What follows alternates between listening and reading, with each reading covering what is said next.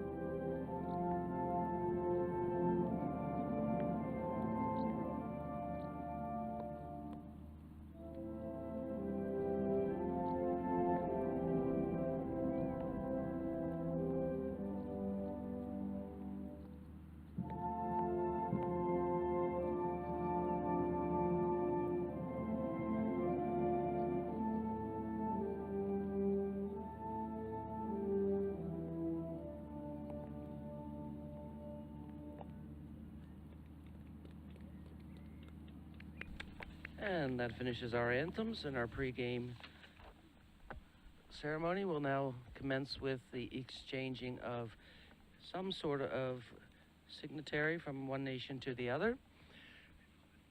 And at that point, there's an exchange of pins, or in some cases, a representation of from their country.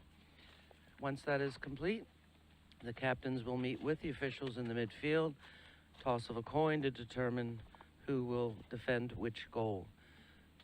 This is a interpool play match. Korea is one of the 4 new countries attending this event, along with newcomers Colombia, the players from Israel, players from Finland, commencing into placements. And on August 1st, we will have here in this fine facility our gold, silver, and bronze matches. So, welcome you here to Peffermill. Peffermill is the athletic facility for the University of Edinburgh. It's outside of Edinburgh, and we sit with a beautiful view of King Arthur's Seat to our left, and to the right, the beginning of the Highlands. Well, not Highlands, the Lowlands, the Westlands. But anyway, we'd like to know that this is the first shower of the day, and we've just had a little sprinkle on the field. We have a 40% chance of rain throughout the day, which is not unusual. The first day of play, we had 10 to the players by number, as I see them. And we will also be breaking off briefly for Mr. Chip Rogers, our top announcer here at the fields, to announce the names of the players who score and assist. And I'll be giving you some play-by-play commentary, some information about the rules, some information about the Federation of International Lacrosse, who is the national organizing body for this. The FIL is its acronym, FIL, Federation of International Lacrosse. And at that point, we are now about to have our opening draw. Our officials today is Tony Intervaro. He is from Canada. Nicole Good, also from Canada. And Uli Schmid from Switzerland. Our reserve umpire is Sarah Binbo. She's an English umpire, and she will go on in case of injury to a player an umpire on the field, and also manage substitution. And Japan weaves through, takes a shot, and hits the post. That's our first action of the day. That was Japan number 3, I believe. And now we have Japan in control of the draw. Japan is setting up their offense. A challenge on the crease by number 16 with a shot, misses the cage. 17 Japan charging to the cage, rolling and shooting. And we have a save by the goalkeeper. That is Korea player number 32.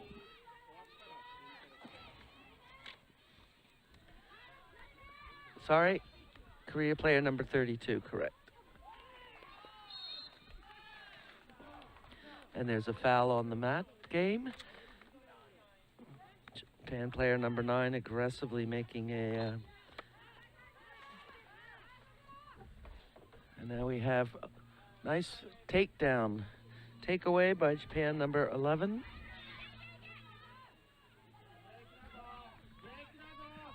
Japan coming, number 4, great dodge, and a shot and a goal. That was a superb move, 1-on-1. Japan number 4. And that came away from... that was a result of a transition turnover. And in the slow motion, you'll see a great dodge, which is possession of the ball going around. And now the announcement of the goal scorer. Goal for Japan, scored by number 4, Sakura Hashitsune, and makes the score Japan 1, Republic of Korea. And that makes our game 0. score 1-0. Back to the center draw. There seems to be some confusion by the Korea players. Korea has one of our newer members to the Federation. Their women have competed in one international world championship. And this is the first time that they have had an under-19 team represent the Republic of Korea in our event. So we welcome them. I have had a game with the Republic of Korea yesterday, and they're still in the learning process, but promise you they will improve immensely over this week. Japan has been is the first of the Asian countries to play this game. Lacrosse was not introduced to Japan until the 1980s in a connection between Johns Hopkins University and a group of businessmen who wanted to bring the game to Japan, and they have an annual event called the Friendship Games. And very much the game of lacrosse in Japan is for friendship and meeting new friends. So they've been represented on the senior squads in men's and women's championships now for over a decade, and they've just recently started introducing. And we have Republic of Korea's goal scored by number 23, the great backhanded shot.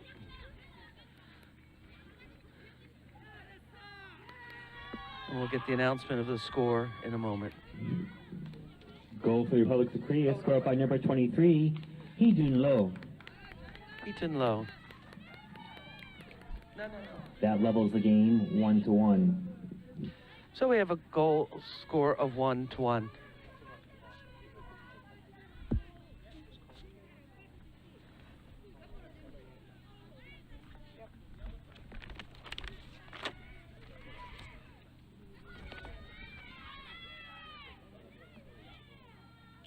So the referee just now is setting the draw.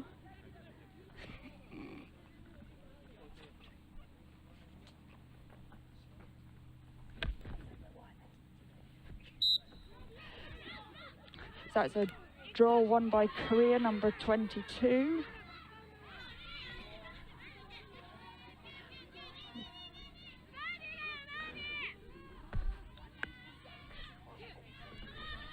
So 17 is with the ball behind the goal, which is pressuring around the outside of the circle. And Korea making a drive to the goal, taking a shot. It's gone down. We now have a foul by Japan, number 11, Kazuki Onodera, and we have an 11-meter free shot, which is being taken by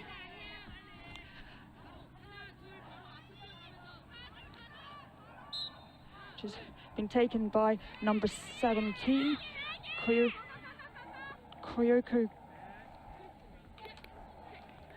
and the shot was saved by the Japanese goalkeeper Chihiro Onoki.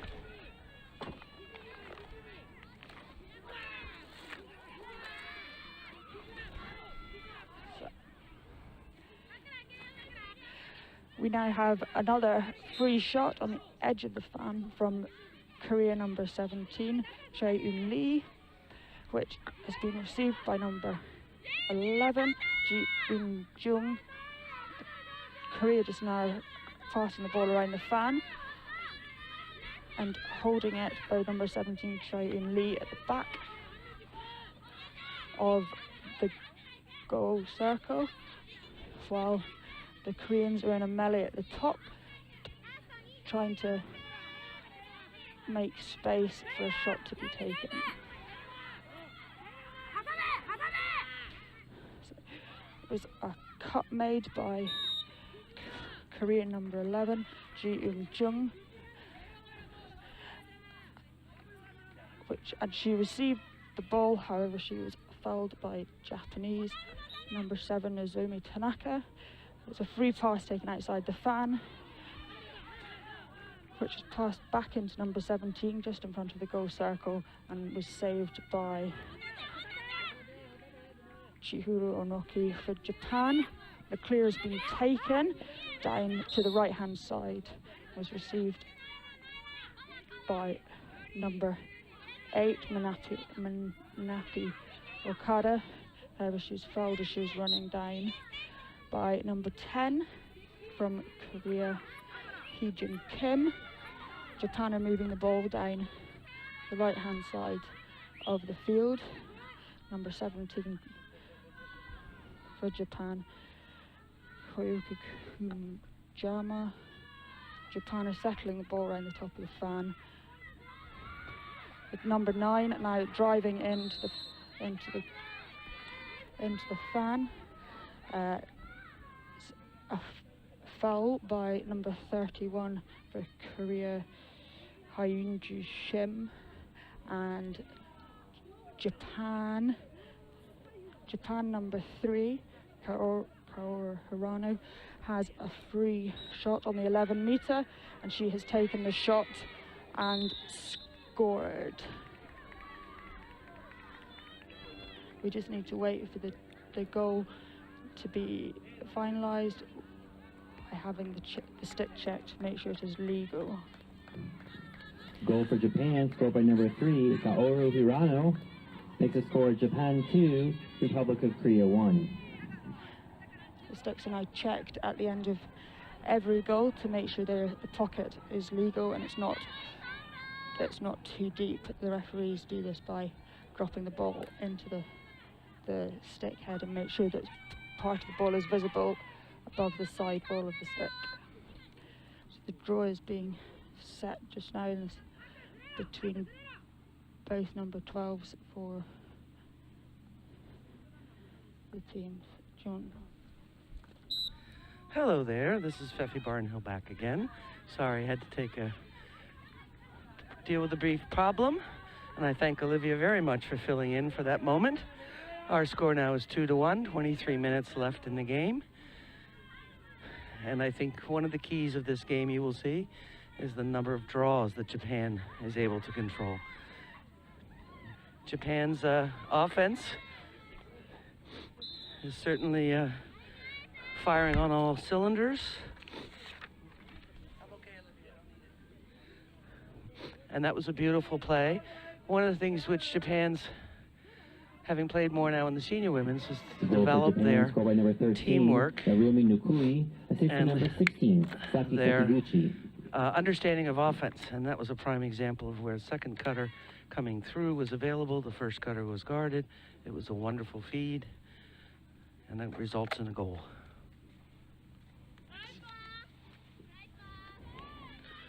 So our last goal was by number 13, receiving the pass from 16.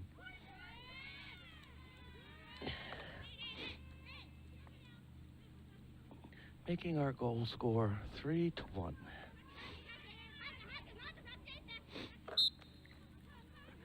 And the draw's up, and we have possession to, well, no clear possession. And yes, draw controlled to Korea, player number 23. She's being double teamed in midfield by Japan.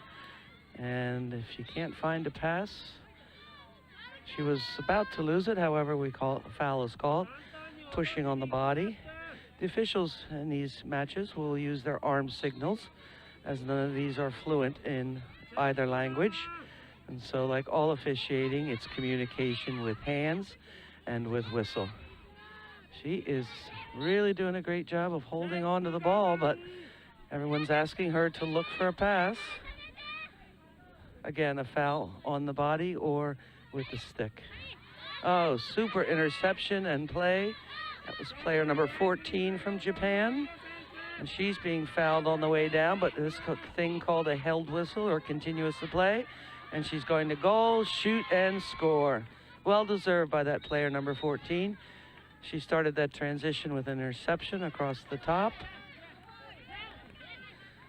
and then finishes it with a goal herself. Great run down the field by that player. So as I mentioned, Japan's had a few more years of playing Goal for in their Japan, country forward and number developing 14, young players. Misaki And Makita. certainly one of the issues that Republic of Korea is Makes the score Japan having at the 4, moment is getting the Republic ball of Korea 1. out of their goal area and up into their attack. So we'll see if they can, along with some constructive coaching, try to help the players move the ball down the field. So we have a draw. Again, number 22 from the Republic of Korea and number 13 from Japan. We'll see who gets possession.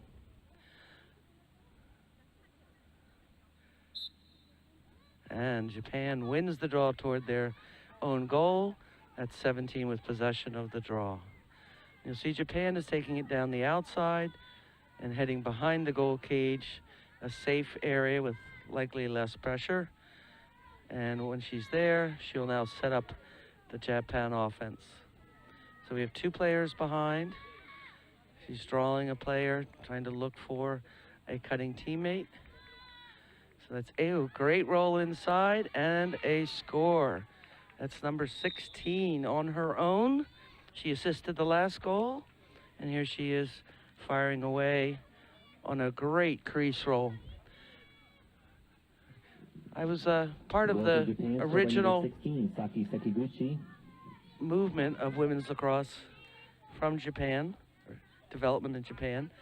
The men had been playing established for about 6-8 years, and then finally they agreed to have some women come over to coach them.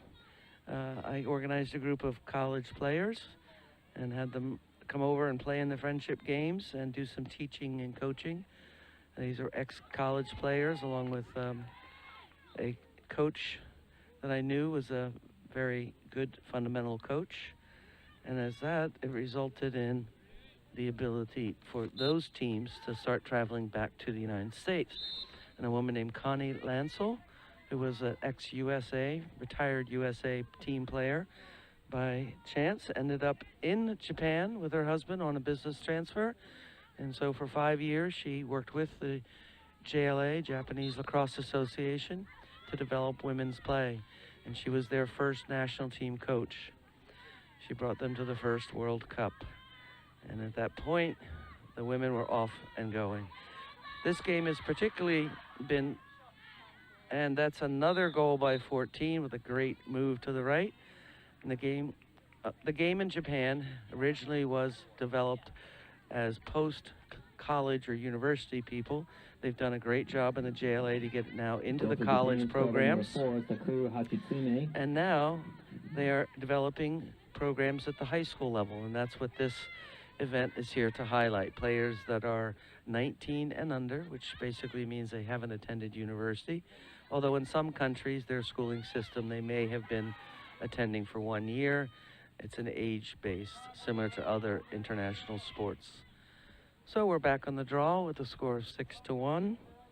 A goal by number 14 on a great one-on-one move. Possession to Japan. There's one other person I'd like to mention here in the history of lacrosse in Japan.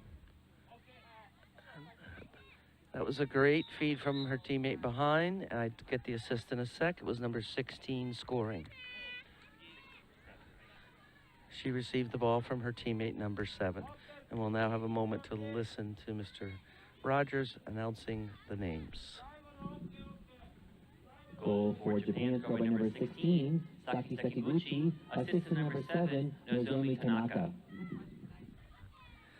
So again, the history of Japan actually began before their national teams. It was a product of an individual named Jackie Pitts, and Jackie Pitts is still alive, teaching in a school system in Sanford. It's the Sanford School in Wilmington, Delaware. She was a former player for the U.S. team for many, many years, toured the world with them, saw the value of travel, and dedicated herself to expanding the game. So we have a draw control by Korea and a shot on number 22. She was fouled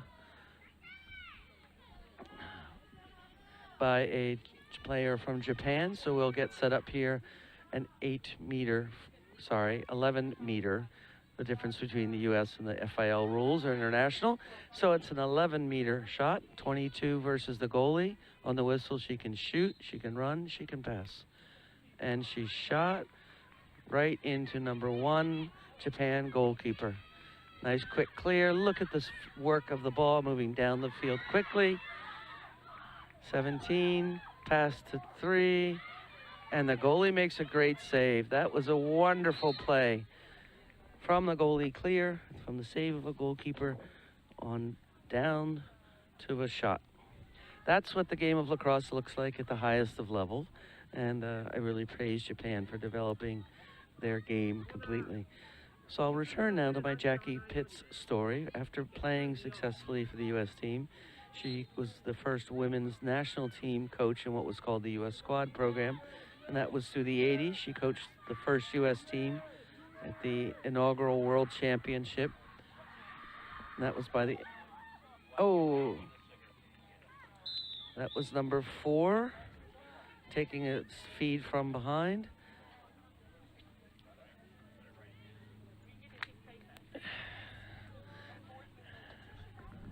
And now the announcement. Goal for Japan, scored by number 4, Sakura Hachisume.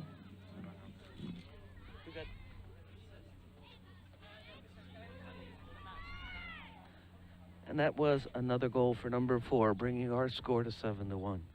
So Miss Pitts, having taken the first USA team to the first ever international women's championship, it was called the Brine Cup. The very first year, 1982, was held in Trent Bridge in England. And upon that, she retired from her active coaching and began traveling the world. Her method of involvement was to find people that were hockey people, field hockey people in different nations, and visit them and introduce them to the game of lacrosse. And she would travel with 4 to 6 former players or former teachers that wanted to, in the summertime, travel the world. And she made 4 trips to Japan to work with the players and develop a program there, not just teaching skill, but teaching coaching techniques, umpiring techniques, teaching fouls, teaching the rules. And she's also done several trips through Europe. Give her credit for starting the game in the Czech Republic. They sort of had another version of the game called intercross, but she got those players together on one of her trips and did arrange. So we have Korea now in possession of the ball behind. It's player number 23. She's coming around the crease and doing her reverse shot, which scores again. That's the second time she's had that shot. Saw it yesterday as well. So player number 23 from the Republic of Korea with her second goal.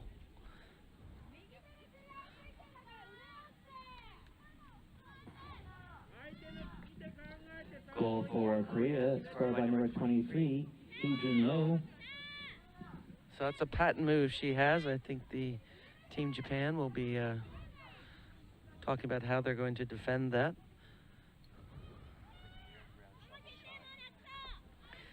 It's a sort of cross between an over the shoulder and a shovel shot, and terminology that other coaches would recognize, but if it goes in the goal, it is effective. And that's also a very difficult shot because of the release for the goalkeeper to see. I think the Japan goalkeeper's a little surprised, and I don't think she saw that ball until it was bouncing in the net. So control to number 17, Japan. And that's number 12, turning to goal and scoring rather. Her assist came from number 17, bringing our score to 8-2. And we have 17 minutes left. Goal for Japan, scored by number 12, Chika Ohashi. Assist number 17, Hyoko Kuwajima. Makes the score Japan 9, Korea 2. Thank you, Mr. Rogers, for lovely announcements of the names. He has perfected his multiple linguistic skills, and we will take advantage of that when I can catch him on the mic.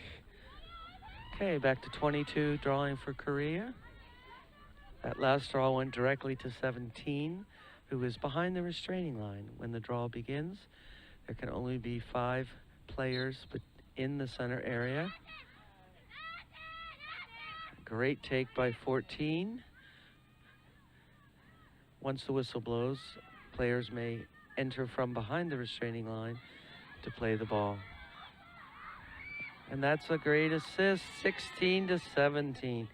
These girls are really doing a great job of seeing their teammates that are free and assisting their teammates. Goal for Japan, scored by number 17, Kyoko Kuwajima. Assist number 16, Saki Sekiguchi. Substitution in the game of lacrosse can occur anytime except when the whistle has blown and players are standing. Most often you'll see it here after a goal. Players enter and leave the field in a specific area. And also a team may substitute on what's called the fly. So as the ball is moving down the field, a player may sprint to the sideline, cross over the substitution area, and then sprint. A new player may enter the field. It's rather unique, unlike a game like soccer or footy, where the whole game stops, player coming off jogs off. And that's a great self-draw, number 4. The ability to flick the ball and get it yourself is a real hidden talent, something that a lot of players are becoming specialists at. So number 4 is looking for a pass, driving to her right. Player behind the crease coming out. Again, a unique piece of this game is that you may use the space behind the goal for players, and the ball may go behind. The only other sport that I know of that has that characteristic is ice hockey. And Japan is also doing a great job of challenging, realizing they don't have a shot, and returning back. All right, nice save by the Korean goalie, number 1.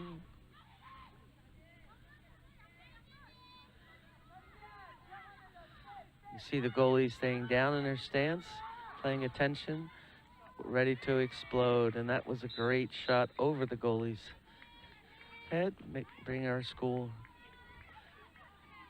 to... Goal for Japan, scored by number 3, Kaoru Hirano.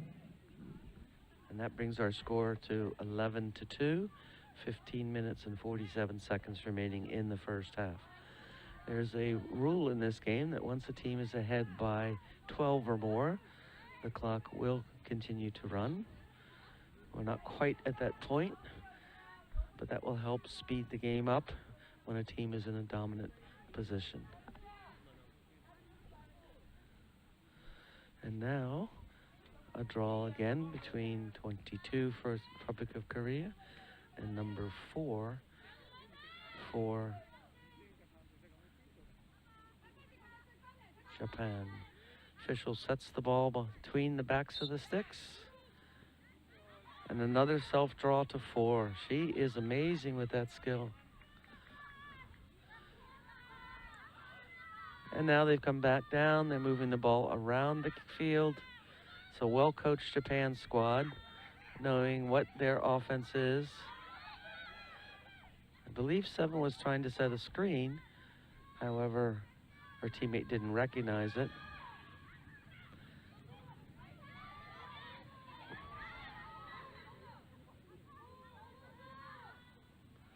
Oh, a player was left open in front. So that was number 9 scoring her goal from number 16. Unfortunately, I believe Korea left a player open, number 9 in front of goal. Goal for Japan, scored by number 9, Hirei Tamaki. Assist number 16, Saki Sekiguchi.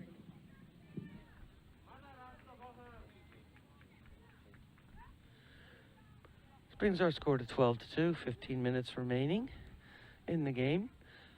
So to explain to you the draw, the 2 players are allowed in the center circle. They must stand with a foot on the center line. They can stand facing either their goal or with their back to the goal, and they can have either their left or right hands on top. So you will see different combinations of players and positions. Woolley has dropped the ball between, and that ball was heading toward her teammate. We have a ground ball struggle, and we're waiting to see if we have a foul or do we have a player out of bounds. She was out of bounds, so possession will. In the game of lacrosse, possession of the ball is last touch. Other team gets the ball, so it's a possession based. However, there is a little bit of difference when a shot is taken and the ball goes out of bounds. It is closest to the ball as it travels out of bounds that is determines who has possession.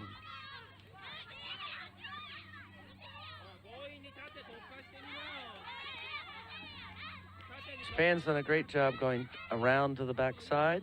Again, I'm seeing a very high level of strategy in the players, all understanding what and where they want the ball to move to successfully get down the field. Very disciplined approach. And 16 is another scoring machine today. She's got herself another goal. She's been assisting in scoring frequently. Very nice move around the crease. You'll notice that after every goal, the player who scores drops the stick, and as that is done so the officials may test the stick to be sure it has remained legal.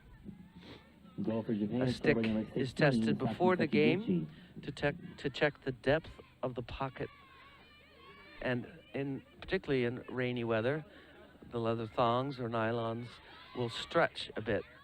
So in order to be sure that goals are scored with legal sticks, then they actually will, as I say, drop the stick, and then as a result, they will put the ball in the stick to test. And that's a redraw. The ball has to go up higher over their head. So if the official can't determine that someone has drawn illegally, they'll set the ball back between so we're resetting the draw. In this case, both players are drawing left-handed. And 23 comes up with possession. That was a check over the shoulder. And the Republic of Korea maintains possession of the ball. Now she needs to get out of trouble. She's trying to go against 2 and 3 players who legally they stick check the ball away, and it's a turnover. You saw 13 there running with the ball. You do not have to move the ball on the stick. You can run faster with one hand. That's fine.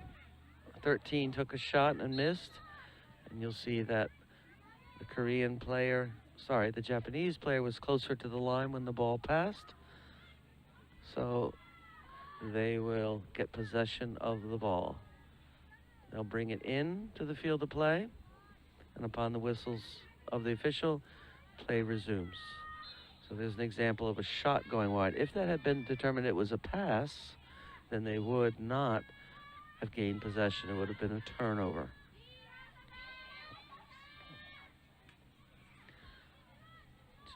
Japan looking.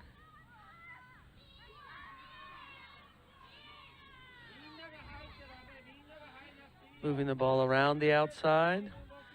The Republic of Korea is waiting on the 8-meter arc. Sorry, again, that's in my international mistake.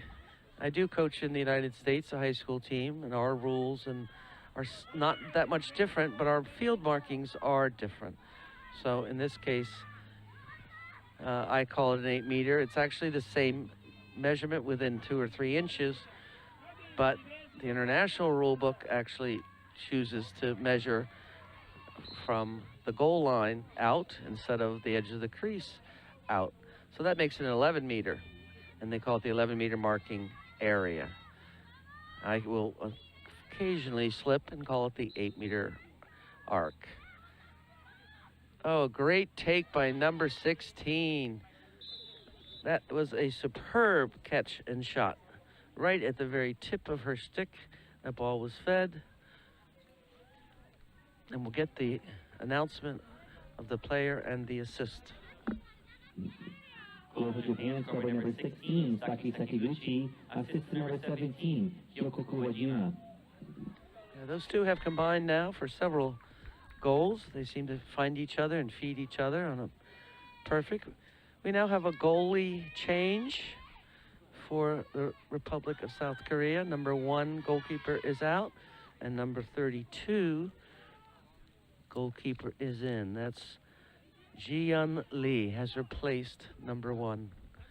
So we'll see how she does. I would say that many of these shots would have been extremely challenging for any goalkeeper to save. Japan is shooting extremely well and accurately. And we have another example there of a redraw. Ball did not go above the heads of the players.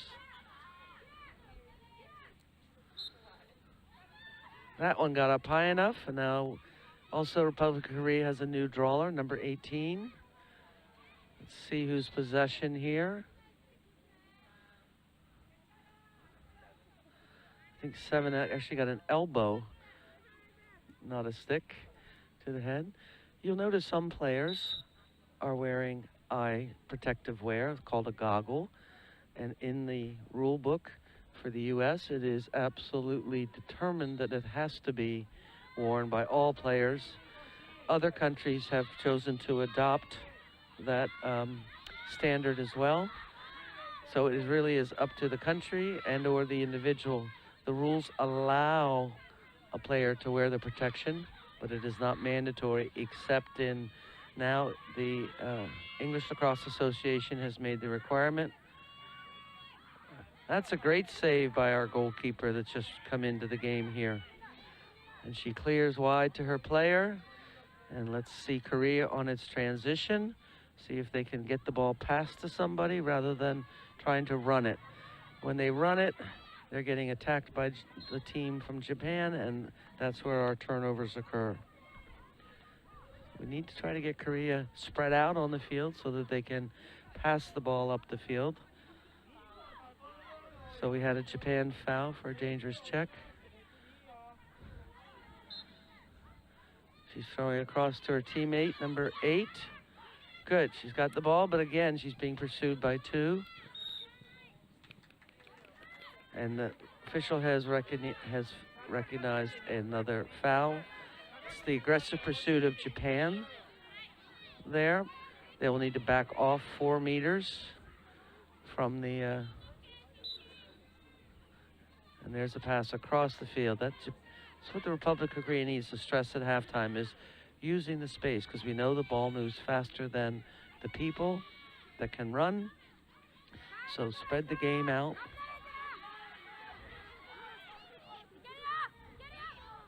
And a shot taken there by 23, unsuccessful, a save for the goalkeeper. Looking to feed wide to her teammate. Actually, there were 2 there, so they're spreading themselves. If you look right now, Japan has really done a great job of spreading out and putting players on the sideline and passing to the next player down the field. 17 now with the ball. She's challenging the goal. Looking to feed, but unfortunately a little late there for her teammate. You'll notice some players have their right hand at the top of the stick and some their left. Ideally, players are equally skilled on both sides of their body. And certainly when you're a beginner, we encourage them to play with both hands. But you'll find that most players will pick one hand and develop that. And then to start working on the second hand. But being two-handed is ideal because in defense, you try to force a player in one direction, and in this case, usually to their weaker hand. That was a goal, lone goal by number 3, running the ball in. We have 7 minutes. Goal for Japan, scored by number 3, Kaoru Hirano. And that will be a clock stopping at 7 minutes. Republic of South Korea has chosen, their coaches have chosen to take a timeout, so they have a chance to talk to their teammates. They'll allow them to get water And it's hard to keep a team in a positive frame when they're losing a game 15-2, but I think they need to discuss a little bit about their team strategy on getting the ball down the field successfully. And if they can get it down and keep it behind their cage for a little bit and give their defense a little rest. I think the Korean players are doing what we call ball watching, and they need to be more concerned about guarding and following their players. Most teams will play a traditional man-to-man defense where one player is assigned to another player. However, some of the teams you'll see later in the day have a little bit more advanced type defense in which they will take a defender from the farthest side of the pitch to go double team the ball. Combinations of defenses that have been seen in games similar as in field hockey or soccer, where you're putting pressure on the ball, making it difficult for the player with the ball to find the open player when the open player is all the way across the field. Very challenging to get the ball passed to there. So they need a lot of support and help by their teammates. So that's been the sort of biggest issue with Republic of Korea to this point, is they don't have players in position moving and filling space in support of the ball. And as a result, Japan has had a chance to form double teams and either, in many cases, check the ball out of the stick, changing the possession, or sometimes, unfortunately, creating a foul. But we have to keep pursuing that Korea will improve and expand and get a stronger sense of team relationship and movement in getting the ball down the field. So now we're back with 6 minutes and 59 seconds remaining in the first half with a score of 15-2. Once this clock starts, it will continue to run. And a foul is called. It will be possession of the Republic of Korea.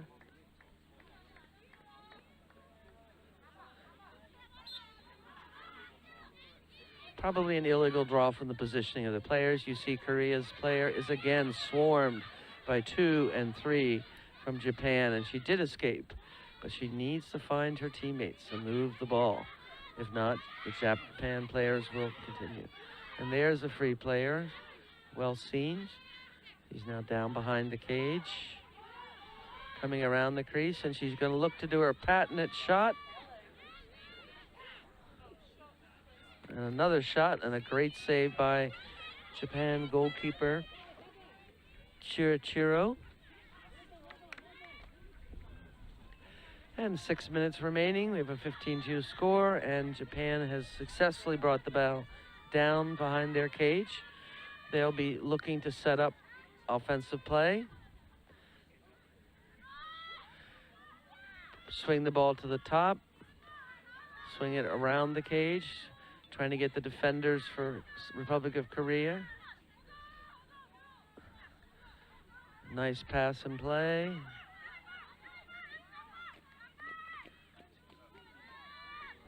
Oh, nice feed. A shot hit the post. Excellent passing there. Fortunately, number 12 just misfired a little. Oh, loose ball inside.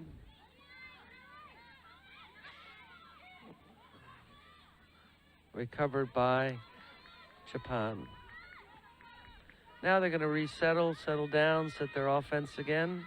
Players on the field are communicating where they want the ball to go, how they want it to run.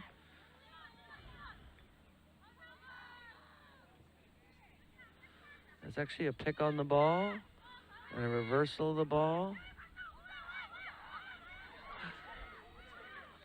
3 wove her way through many, many players. A great series of dodges. Unfortunately, just missed the cage. So Japan is resetting their play. You see how far away they have backed up from the cage. They're putting players in particular positions to run this offense.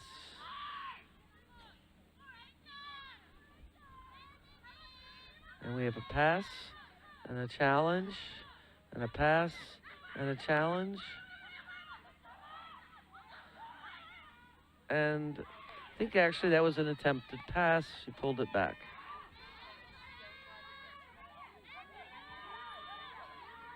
Oh dear. Number one problem for a keeper is clearing accurately. But she came back and made a great save. Rebound is recovered and scored on. Goalkeepers have to, once they work that hard to get the possession of the ball, have to really be cautious to hang on to the ball and not pass it back in a turnover. So we have a score now of 16-2, 3 minutes remaining in the game. Sorry, in the first half. And we see several players from Japan running on, and we'll have 3 players leaving the field. Often teams will substitute their midfields. 3 players, they're going from one end to the other. And thank you for the announcement there of our score. So, in the big picture, only 7 players are allowed across the restraining line, plus the defense would have 1 more. That makes the goalkeeper. And that means 4 players must remain behind the restraining line for 70, for the space in between the 2 restraining is referred to as the midfield. And there would be 3 players running the whole field from one end to the other. Similar in soccer, a midfielder is expected to be proficient and play attack and play defense.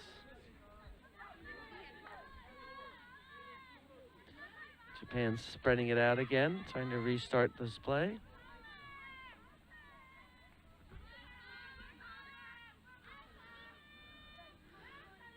And finally we get ourselves going. Just about 2 minutes left in this half. 16-2. Oh, an errant pass behind. 14 bounce pass to her teammate who couldn't handle it. And as a result, there'll be a turnover to Republic of Korea. And let's see if they can get the ball down the field to get 1 more shot before halftime. We are in the last 2 minutes, so all whistles are stop clock.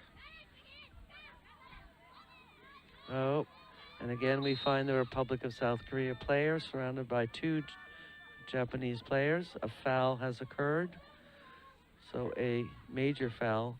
So the player will go behind 4 meters. And there's an attempt to throw.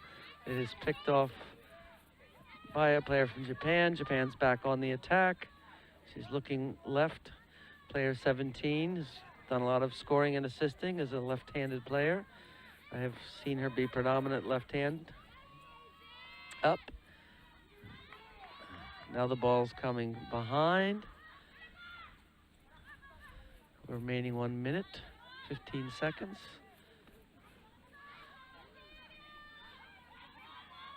13 coming in with dodges, looks, shoots, and scores. So should we get our 17th goal of the half? 1 minute and 7 seconds remaining.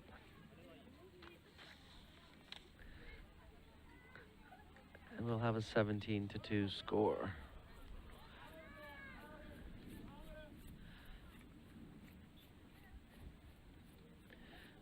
Coming back to the draw.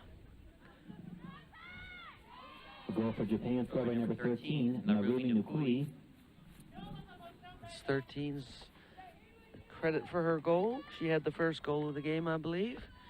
Scores her second goal.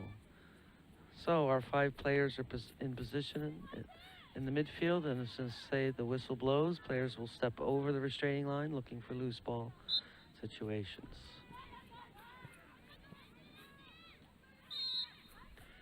Possession to Korea.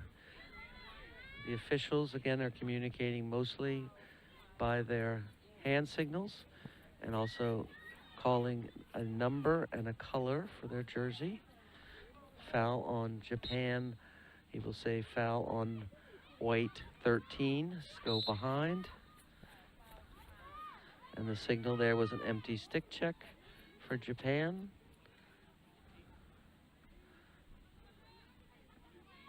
Sorry, a held stick check, major foul.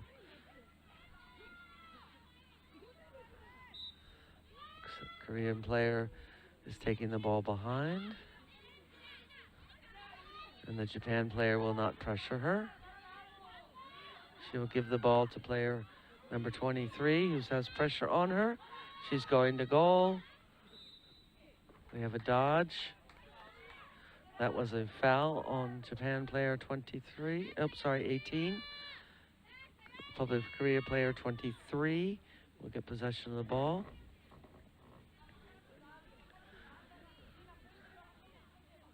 Official is sorting them out. And on the whistle, she'll look to go to goal. Shot and, oh, hit the post. Saved by the keeper as well. I think it actually hit her stick and then to the post. We are in our last 30 seconds of this half. We'll see if Japan can progress the ball down the field. Japan 13, dominant left-hander, looking to go to goal.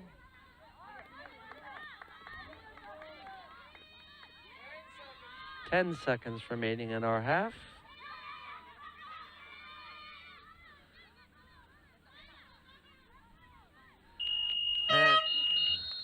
And that will be the horns for halftime. So we'll join you back on the pitch after 10 minutes.